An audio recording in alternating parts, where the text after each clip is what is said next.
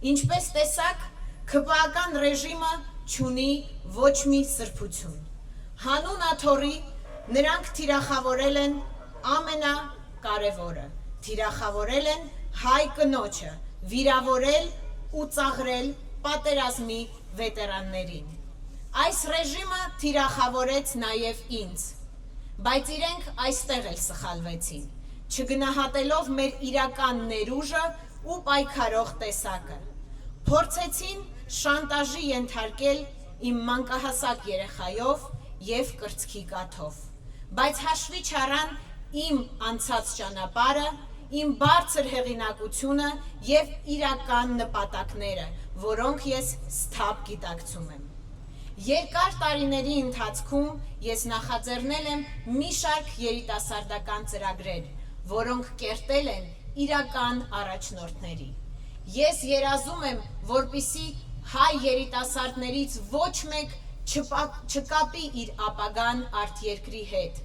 Ես երազում եմ, որպեսզի այլևս ոչ մի հայ տաղանդ չլքի Հայաստանը անտեսված լինելու պատճառով։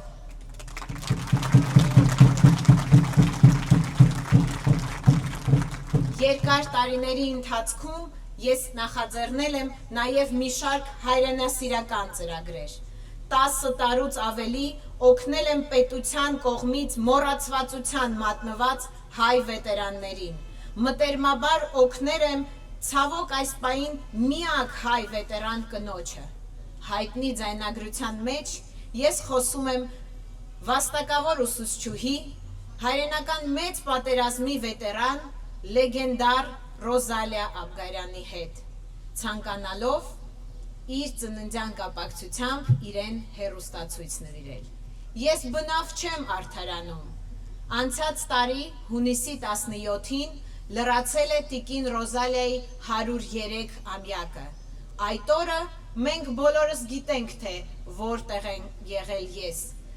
Հունիսի 17-ին 2025 թվականի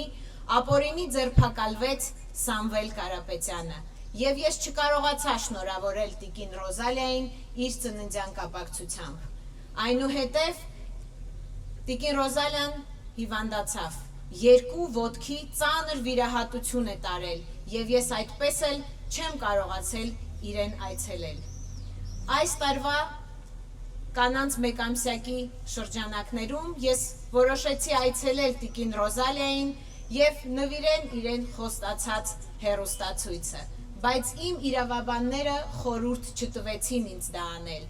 մեկնաբանելով, որ դա կարող է ընտրակաշարք համարվել։ Մենք մի հզոր միջոց ունենք ձեր դեմ, և դա միասնությունն է։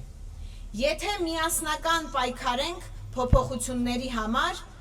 իրենց ռեժիմը կփլուզվի։ Հարգելի հայրենակիցներ, նրանք վախենում են հայ ժողովրդի միասնականությունից։ Դա է պատճառը, որ ուզում են մեզ սևերի և սպիտակների բաժանել, նախկինների և ներկաների։